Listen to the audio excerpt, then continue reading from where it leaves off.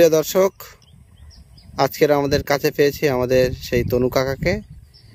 তো উনি কাজের মধ্যে ব্যস্ত ছিল, তারপরে ওনাকে আমি বলি চলো একটা তোমার সুন্দর নাচ শুনবো আমরা। তো ওনাকে নিয়ে এসেছি। তো আজকের কি নাচ শোনাবে? একটা বিশ্বনবীর শানে নাচ একটা গেয়ে শোনাবো।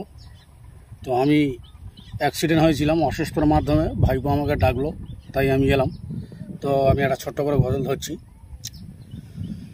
ও মাঝি রে